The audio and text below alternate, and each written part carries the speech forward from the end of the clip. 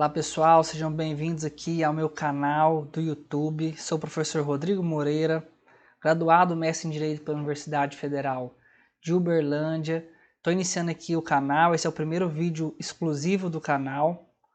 Nós vamos trabalhar hoje sobre a parte de introdução ao garantismo constitucional, que é a teoria do Luigi Ferraioli sobre a perspectiva do Estado constitucional de direito. Então, se você está chegando aqui agora, o canal está começando, se inscreva no canal, ative o sininho aí para a gente continuar postando esses vídeos para vocês sobre temas atuais de processo civil e de direito constitucional.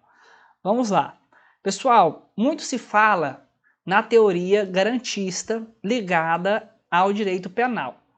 Até porque o livro do Ferraioli, que transformou ele como uma pessoa conhecida mundialmente, foi o livro Direito e Razão, que trata do garantismo aplicado ao direito penal, que teve uma tradução para o português e que acabou trazendo ele para o conhecimento geral aqui no Brasil. Mas, na verdade, o garantismo ele é uma teoria geral do direito.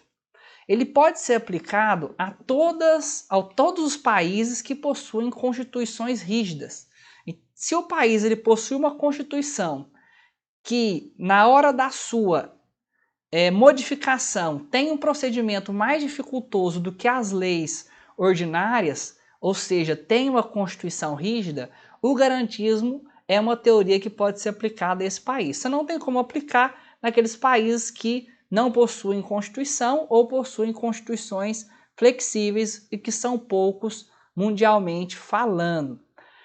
Só que como o Ferraioli teve essa introdução da sua teoria no direito penal, muita gente acha que aquilo que ele escreve é só direito penal, sendo que ultimamente o Ferraioli tem escrito bem mais sobre o direito constitucional do que sobre o direito penal. Vamos dizer aí nas duas últimas décadas, 20 anos para cá, a maioria de seus trabalhos é sobre direito constitucional, até porque a Constituição é a base e obviamente também vai refletir lá na aplicação do direito penal.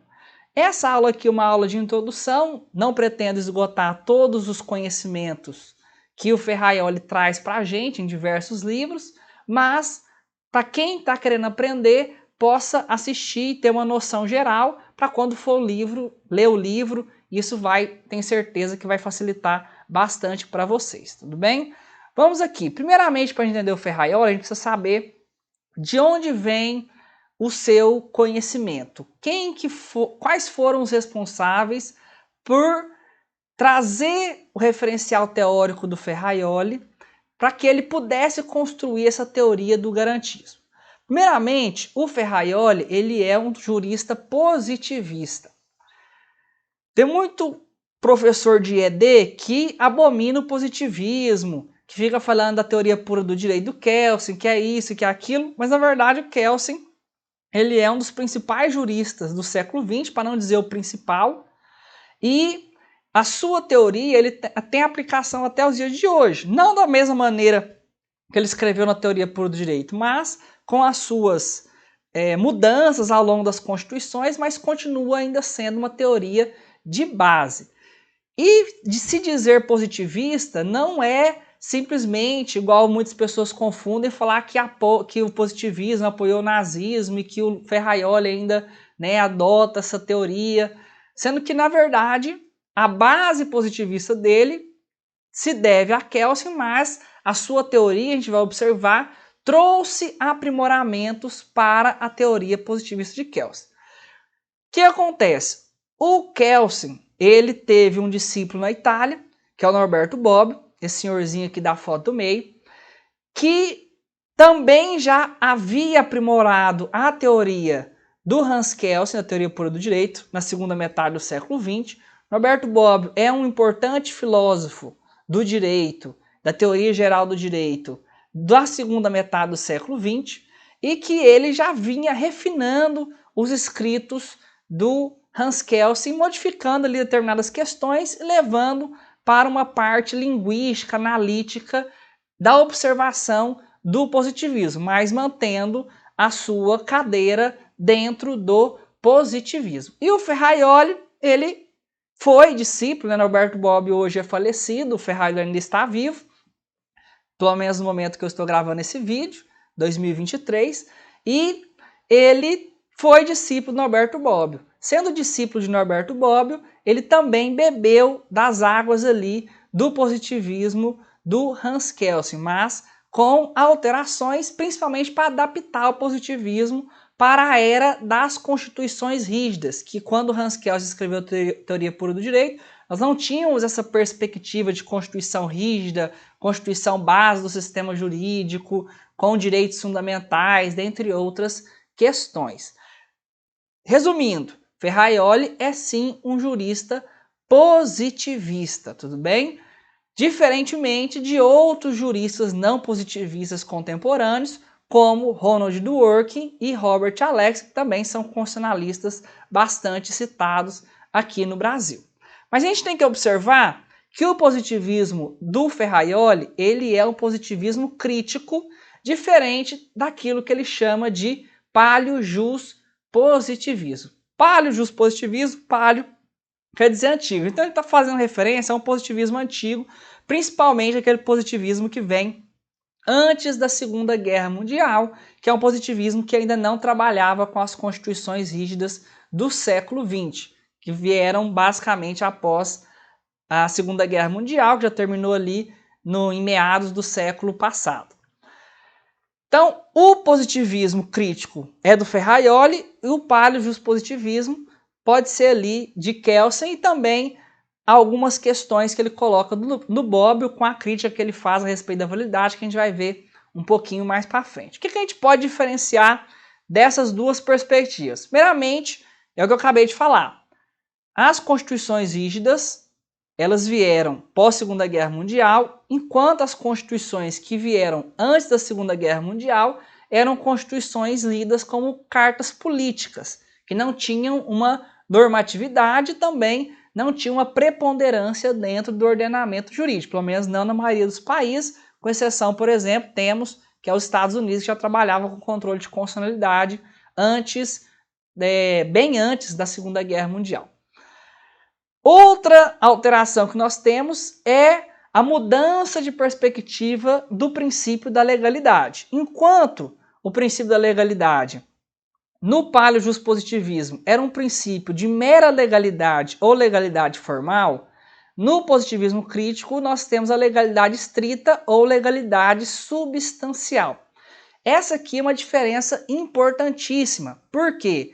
Porque traz para a gente a seguinte situação.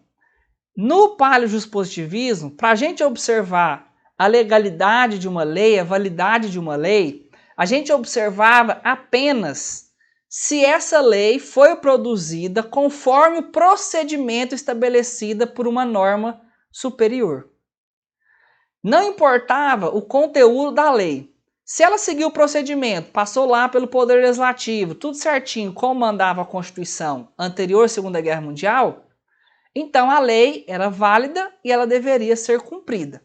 Na legalidade estrita ou legalidade substancial, além de observar o procedimento de elaboração da lei, nós também precisamos observar o conteúdo da lei.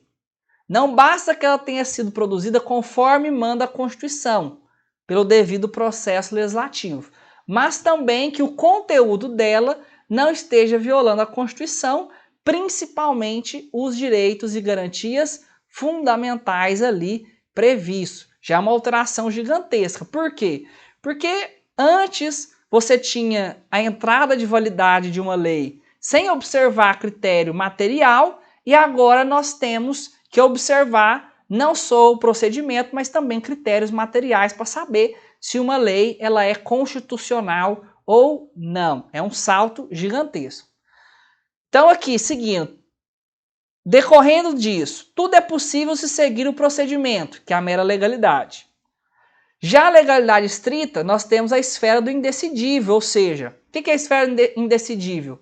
Aquilo que a Constituição trabalha como direitos fundamentais, o legislador não pode vir e decidir a respeito disso, porque quem vai decidir sobre direitos fundamentais é a Constituição. O legislador infraconstitucional, ele precisa respeitar aquilo que foi decidido pelo Constituinte.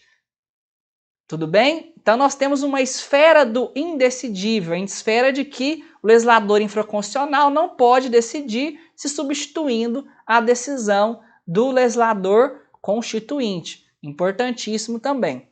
A aplicação da lei que observou o procedimento, enquanto no positivismo crítico nós temos um posicionamento crítico em relação à constitucionalidade da lei. Aqui, essa característica dá o nome à perspectiva do Ferraioli, positivismo crítico, posicionamento crítico. Veja bem, o que o Ferraioli fala a respeito do positivismo dele? Como nós estamos no Estado Constitucional de Direito, toda lei, na hora de ser aplicada, ela precisa estar de acordo com a Constituição daquele país. E o juiz, na hora de aplicar a lei, ele precisa ter um posicionamento crítico a respeito da aplicação daquela lei. Ele não pode aplicar uma lei que seja inconstitucional. Ele só pode aplicar uma lei que esteja de acordo com a Constituição. Toda vez que o juiz for aplicar uma lei, ele precisa observar, ele precisa fazer um controle se aquela lei está ou não de acordo com a Constituição do seu país. Esse é o posicionamento crítico, por isso, positivismo crítico do Ferraioli. Lembrando que essa constitucionalidade não é só do procedimento de elaboração da lei, mas principalmente do conteúdo que aquela lei traz, se ele não viola direitos e garantias fundamentais. Mas as duas teorias, tanto para o justpositivismo quanto o positivismo crítico, são positivistas. Por quê? Porque elas têm uma coisa em comum. Já falei das diferenças, qual que é o em comum delas? As duas pregam a separação entre direito e moral. Isso aqui quer dizer que na hora de aplicar a lei, o aplicador, o jurista, ele não deve fazer juízos de valor, de justiça a respeito da aplicação daquela lei. Ele simplesmente vai fazer a aplicação da lei sem esse subjetivismo de analisar se tem ou não justiça naquela aplicação. Isso se deve à seguinte perspectiva. O que é justiça é muito subjetivo. O que é justiça para mim pode não ser justiça para você que está assistindo esse vídeo, pode não ser justiça para um ministro do Supremo Tribunal Federal. Então esse critério de justiça, ele não tem racionalidade, ele também não tem uma perspectiva democrática, porque se um juiz deixa de aplicar uma lei que foi aprovada pelo Poder Legislativo, que foi eleito para fazer isso, que passou pelo procedimento de sanção presidencial também, que o presidente é eleito pela população, e vem um único juiz e deixa de aplicar essa lei porque ele acha que essa lei é injusta, então nós teremos um problema aí de legitimidade democrática do Poder Judiciário. Só que essa separação entre direito e moral, apesar de ser um ponto em comum, ela tem algumas diferenças em relação de um para outro. Por quê? Enquanto Hans Kelsen falava que não tinha a possibilidade do juiz analisar a justiça de uma lei, se ela foi produzida conforme o procedimento estabelecido pela norma superior, o Ferraioli, como ele traz critério de materialidade para análise do Poder Judiciário, ele vai falar que não pode ter critério de justiça, mas ele deve ter... Qual que é o critério que o juiz deve utilizar? O critério da Constituição. Se viola a Constituição, então não tem que se falar em lei injusta ou justa. Simplesmente violou, aquela lei é inválida. Ela não pode estar dentro do ordenamento jurídico.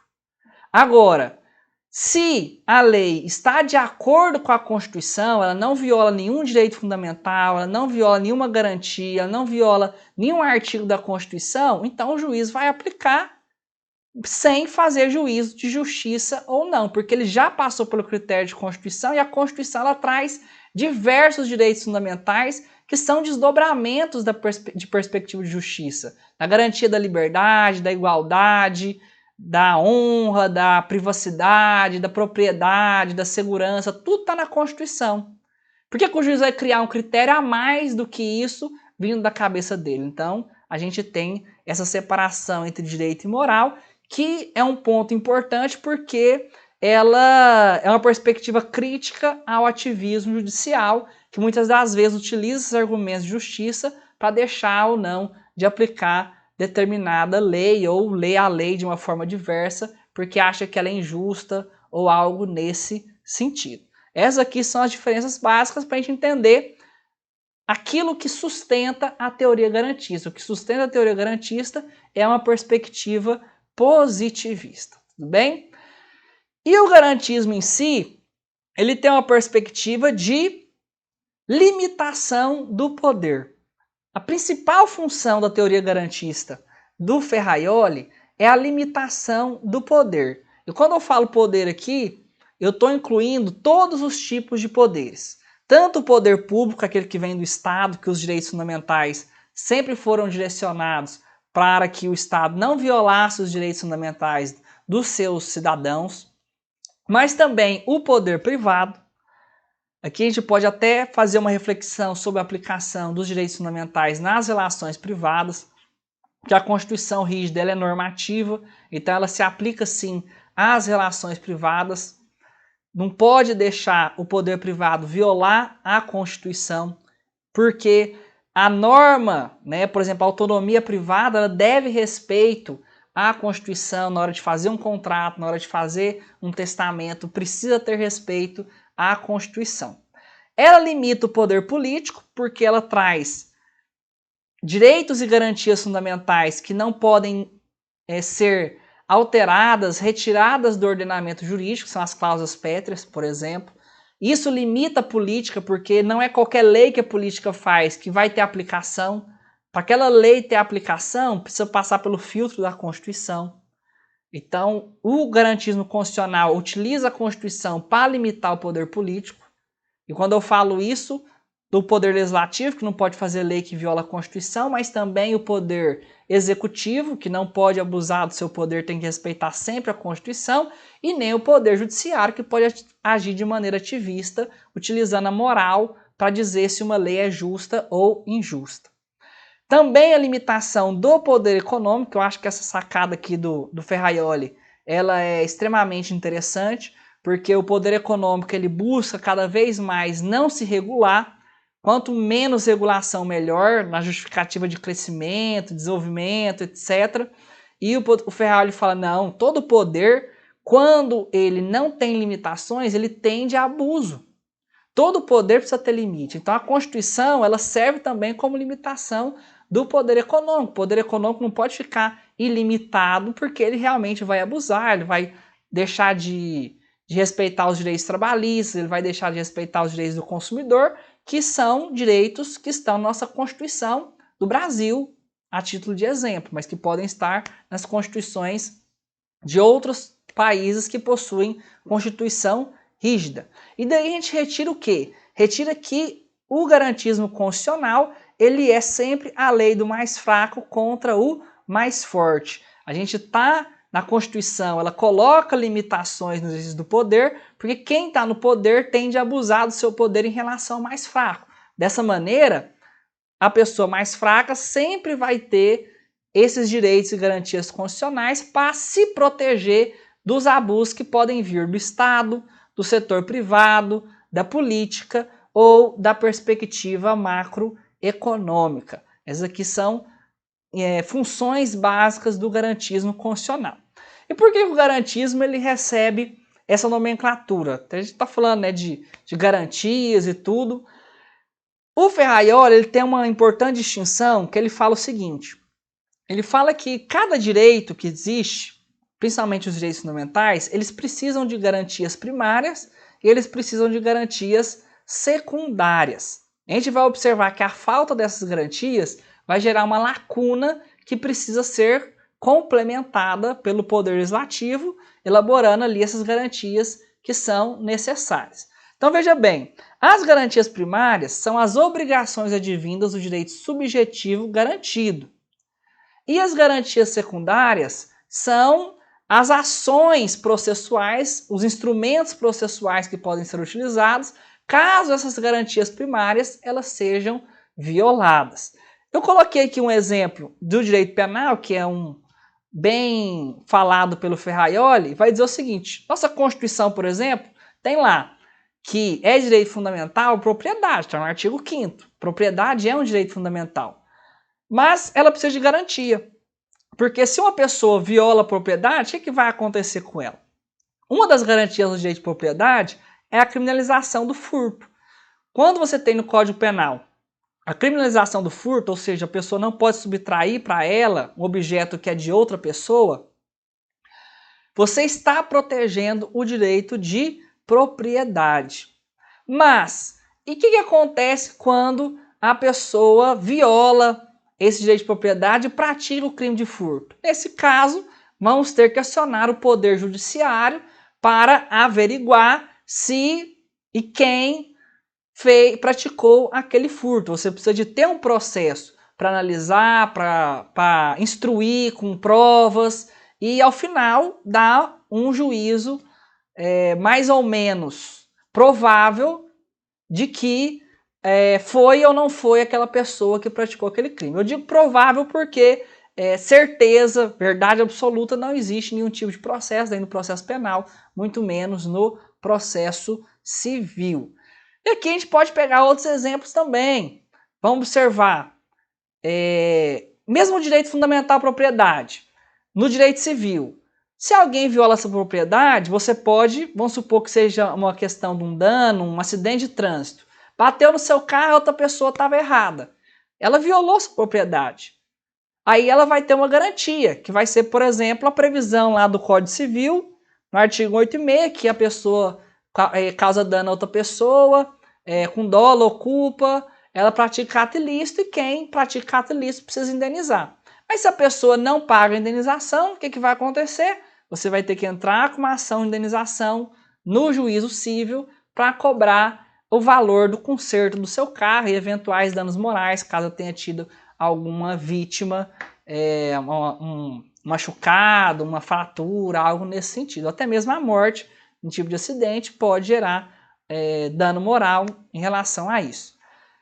Perceberam então? O direito é propriedade, é o mesmo, mas você tem garantias primárias no direito penal, você tem garantias secundárias no processo penal e você tem garantias primárias no direito civil, você tem garantias secundárias no processo civil também. E aí, essa divisão, essa perspectiva aqui acabou levando ao nome, né, de garantismo, e aí aplicado à Constituição nós temos o garantismo constitucional, porque o direito fundamental ele vai depender dessas garantias também.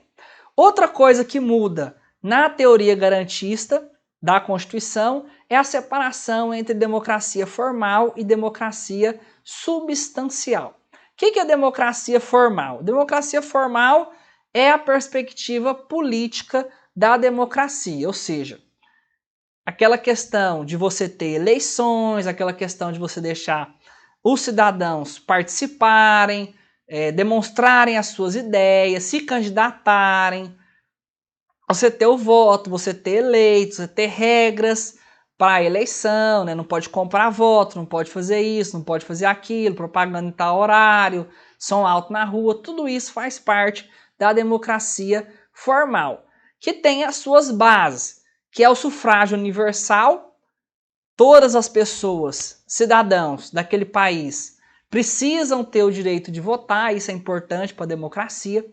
A igualdade política na competição entre as pessoas que vão se candidatar e também no peso do voto, por exemplo, o peso do voto de uma pessoa não pode valer mais que outra, isso é igualdade política. Não adiantava todo mundo poder votar, mas o voto de uma pessoa branca valeria mais do que uma pessoa negra. Obviamente seria uma perspectiva racista e violaria a democracia formal, não pode de jeito nenhum.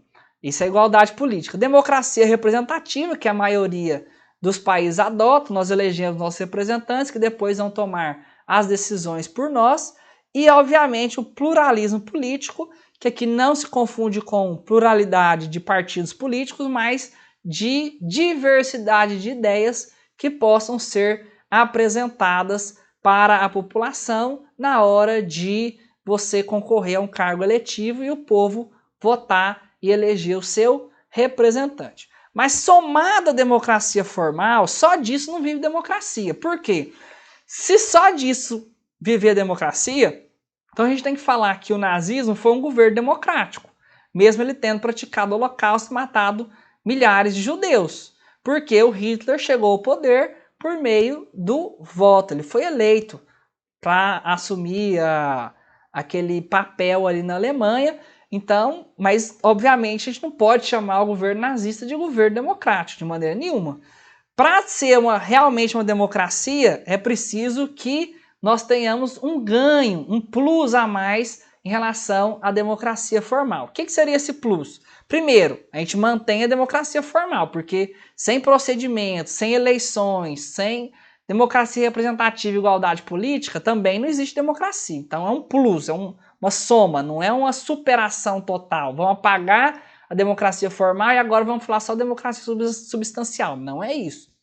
Mas a democracia substancial ela também prega respeito aos direitos fundamentais, porque a democracia não pode ser um governo da maioria que subjuga a minoria. Quem está no poder precisa respeitar os direitos das minorias que não conseguiram eleger o seu representante. Isso vem através dos direitos fundamentais, que traz uma função importante, que é a função contramajoritária.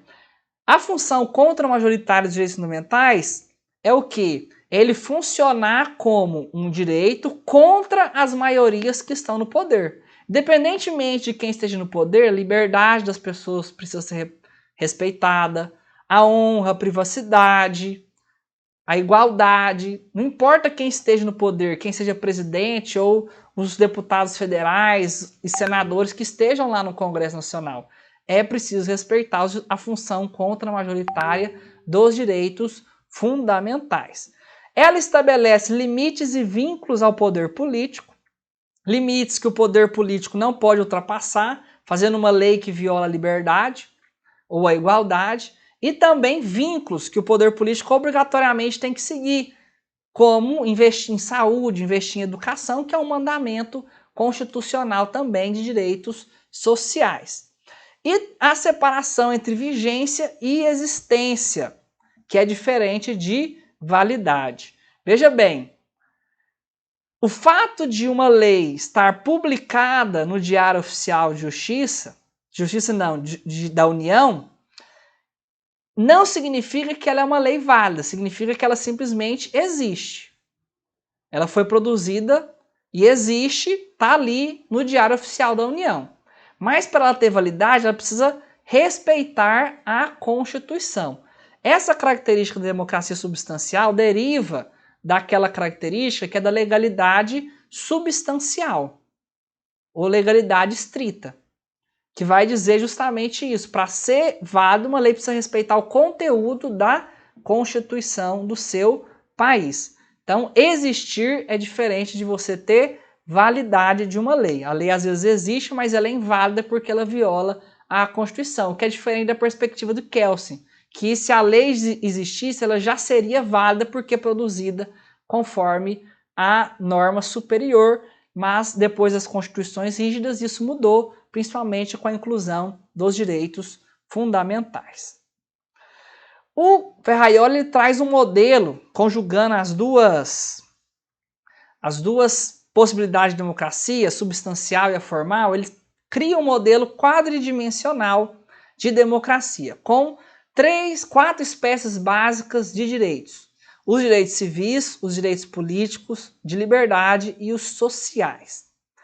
Os direitos civis são aqueles direitos que a pessoa adquire quando ela adquire também a capacidade civil. Então nós sabemos que quando nós somos menores, criança, adolescente, nós temos algumas limitações, que a gente não pode celebrar contrato, dentre outras. E a gente só vai poder fazer isso a partir do momento que nós vamos adquirindo a capacidade. Esses direitos que são adquiridos somente com a capacidade, nós chamamos de, ou melhor, o Ferraioli chama de direitos civis. Os direitos políticos são aqueles direitos dos cidadãos com capacidade. Aqui tem uma diferença, por quê? Para ter direitos políticos, a pessoa precisa ser cidadão. No Brasil e na maioria dos países, você não pode votar ou se candidatar a um cargo político se você não for cidadão daquele país, seja nato ou seja naturalizado. Aqui no Brasil não é diferente, com exceção dos portugueses que estão morando aqui no Brasil em determinado período. Isso significa que, mesmo que a pessoa estrangeira adquira 18 anos, ela não vai poder votar, porque ela não vai ter esse direito político. E ela também não vai poder se candidatar a nada, porque ela não vai ter a capacidade eleitoral passiva. Entendeu? Já as pessoas com capacidade, são os direitos civis, pode ser estrangeiro, mas se estiver morando aqui no Brasil, ele pode fazer um contrato, ele pode construir uma casa, fazer com um empreiteiro, celebra contrato normal, não precisa ser cidadão para fazer isso. Essa é a diferença de direitos civis e direitos políticos. Já os direitos de liberdade e os direitos sociais não têm essa dependência da capacidade. Só por ser pessoa humana, a pessoa já tem esse direito. E os direitos de liberdade já são os limites negativos ao exercício do poder. Lembra que eu falei que a Constituição, os direitos fundamentais, trazem limites e vínculos? Os limites são estabelecidos pelos direitos de liberdade, que é o Estado não pode ultrapassar determinada linha que viola aquele direito. Se eu tenho o direito à vida, o Estado ele tem que ficar paradinho ali sem violar meu direito à vida. Se ele age para violar meu direito à vida, ele está saindo fora dos seus limites. Já os direitos sociais, não, eles são vínculos. Eles determinam que o Estado faça alguma ação. Ao invés de ficar parado sem violar o direito, ele precisa agir para conseguir constituir aquele direito. Por exemplo, a saúde, a educação.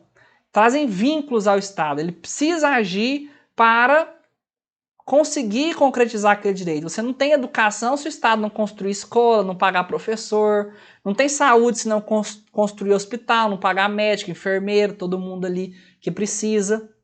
Direitos sociais são aí duas espécies dos direitos fundamentais, direito de liberdade e direitos sociais. Você não precisa ter capacidade, desde pequeno nasceu, você já tem acesso à saúde, já tem que ter direito a acesso à educação, mesmo que você seja estrangeiro, você pode estudar aqui no Brasil sem necessidade de naturalização e em escola pública, não tem problema nenhum. O Ferraioli também traz 4 postulados dessa perspectiva de garantismo constitucional. O primeiro a gente já falou bastante, é a legalidade estrita, que traz o condicionamento substancial, ou seja, de matéria, de conteúdo, para as leis face à Constituição, principalmente aos direitos fundamentais. Não vou voltar aqui nessa explicação. O segundo postulado é a completude deôntica, que já é interessante. Primeiro, todo direito fundamental ele precisa ter garantias primárias e secundárias. Tá bom? E o que acontece se não tiver? É porque nós estamos diante de uma lacuna. Precisa ter, é obrigatório, é um dever ser do direito. Ferraioli fala bem isso, é um dever ser. Precisa ter garantia primária e secundária. Se não tem, nós estamos diante de uma lacuna. E aí a gente precisa suprir essa lacuna. O Estado precisa atualizar a sua legislação para que você tenha essas garantias necessárias para cada direito fundamental. Tanto as primárias, que são as obrigações que derivam desses direitos, quanto também as secundárias, que é a estruturação do Poder Judiciário, as ações do processo civil, os códigos do processo civil, de processo penal, todos, obviamente, de acordo com a Constituição, beleza? De cada país. Quando você tem conflito de direitos e garantias, é porque nós temos antinomias, e a gente vai ter que solucionar essas antinomias. Garantia que veio depois revoga a garantia que veio anteriormente, a garantia especial vai ser aplicada em detrimento da garantia geral, e assim por diante. Nós temos lá os métodos de solução de conflitos de antinomia, que todo mundo aprende lá em ED, o hierárquico, uma garantia que está numa norma superior vai prevalecer sobre uma garantia que está na norma inferior quando elas forem contraditórias. Essa é a perspectiva da completude deôntica, que é um postulado do positivismo. Desde o paleopositivismo, nós temos esse dogma aqui da completude deôntica dentro do positivismo. O terceiro postulado é o princípio da jurisdição, que é justamente o quê? Para ter garantia secundária, a gente precisa ter jurisdição, a gente precisa ter poder judiciário competente para aplicar as garantias secundárias quando aquelas primárias forem violadas. Precisa ter um poder judiciário estruturado, é preciso ter a controle de constitucionalidade, para garantir que a Constituição não seja respeitada, melhor dizendo. Sem isso, você não consegue manter a rigidez constitucional. Você precisa de ter controle de constitucionalidade. O quarto postulado é o acesso à justiça. Você não adianta ter jurisdição se as pessoas, quando tiverem suas garantias violadas, elas não terem como recorrer a esse poder judiciário.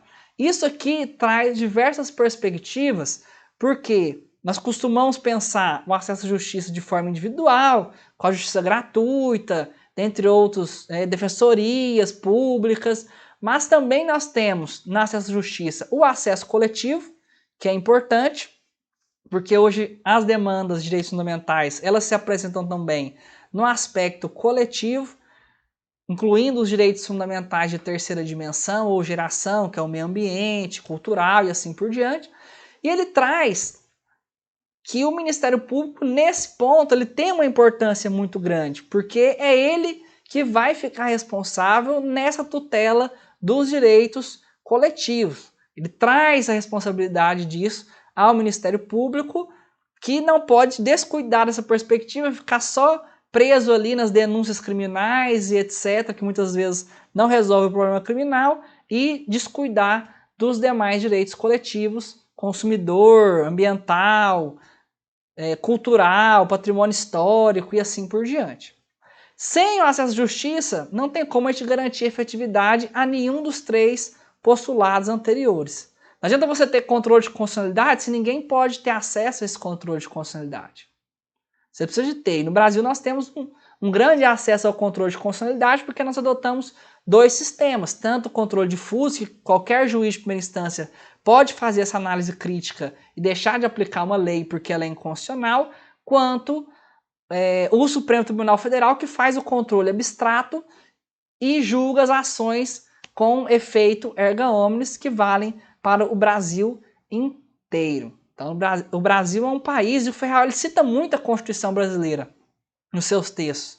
Mesmo aqueles, não é porque é tradução do Brasil, não. Os textos originais dele, publicados em italiano, sempre tem citação. Ele cita muito o Brasil no controle de constitucionalidade, ele cita muito o Brasil nas garantias dos direitos sociais, com a nossa obrigatoriedade de investir um mínimo em saúde e educação, do que é arrecadado, o Estado é obrigado a investir um mínimo, não tem discricionariedade, é um vínculo que a nossa Constituição coloca no direito à saúde e educação. É muito bom ler o Ferraioli e ver a nossa Constituição ali citada, né, e sendo levada para a Europa como um todo e a América Latina, que os textos dele também são muito traduzidos aqui em nossos países vizinhos, Argentina, México, Colômbia e assim por diante. E para terminar, a gente não pode deixar de falar de uma das principais características que fundamenta o garantismo constitucional, que é a rigidez. É a rigidez que garante a superioridade da Constituição. Se ela pudesse ser alterada da mesma maneira que uma lei, ela não seria diferente de uma lei. Isso é importante. A Constituição, ela sempre, quando entrar em conflito com outras normas, a forma de solucionar o conflito é o hierárquico, ou seja, a Constituição vai prevalecer, e aí você traz rigidez constitucional, e também a perspectiva normativa da Constituição, que deixa de ser uma carta política, como eu havia dito anteriormente, e passa a ser uma Constituição normativa que vai limitar os poderes público, privado, econômico e político, tudo bem? Inclusive, nós temos uma garantia constitucional primária de limite absoluto ao poder político, que são as cláusulas pétreas, não podem ser retiradas da Constituição, não podem ser diminuídas da Constituição na perspectiva Ferraioli, nem diminuídas, nem retiradas, nem também reduzidas. Tem que estar lá, é limite absoluto. E os limites relativos, que cada Constituição rígida ela tem um procedimento mais difícil de alteração. A nossa, por exemplo, ela exige 3/5 ali dos votos e aprovação em 2 sessões, tanto na Câmara quanto no Senado. Que pode parecer muito, mas na verdade nossa Constituição ela é rígida porque a sua alteração ela é mais difícil do que uma lei, mas quando a gente compara com outras constituições ao redor do mundo, um jeito constitucional comparado, a gente vai ver que tem constituições que são muito mais difíceis de alteração. Eu vejo muito pessoal comentar, nossa Constituição tem muitas emendas constitucionais porque ela é muito grande e isso faz com que precisa sempre estar alterando a Constituição. Mas eu tenho uma outra perspectiva que não é só isso, não é só ela ser grande que tem essa quantidade de emenda, porque a rigidez dela, ela fica atrás de outras constituições mundiais. Quando você vai comparar, tem a Constituição que exige, além da aprovação do Congresso, um referendo nacional para que a Constituição seja alterada, e aí o pessoal não fica querendo alterar tanto a Constituição, como aqui no Brasil acontece várias vezes ao ano. E a garantia constitucional secundária da rigidez é justamente o controle de constitucionalidade. Se vem uma emenda constitucional e retira uma cláusula pétrea do artigo 5º, o STF vai dizer, ó, essa emenda é inconstitucional, porque ela violou um limite absoluto. Precisa de ter alguém para fazer isso. E quem faz isso é o Poder Judiciário, que no Brasil é o guardião da Constituição, no controle concentrado do STF, e também o controle difuso em relação aos juízes de primeira e também os desembargadores de segunda instância. Tudo bem? Pessoal, essa é a introdução que eu queria trazer para vocês. Deixo aqui algumas indicações, algumas traduções aqui nós temos em português, outras em espanhol, algumas em italiano, mas quem tiver acesso aí aos textos do Ferraioli em português e também o texto do Alfredo Coppetti Neto, que é muito bom, um livro pequenininho, mas que traz bastante coisa aí para quem quer aprofundar na teoria do Ferraioli. Bem, vamos ficar por aqui. Abraços a todos. Se você não se inscreveu, chegou aqui até o final do vídeo, gostou, se inscreva no canal e ative o sininho. Tchau, tchau.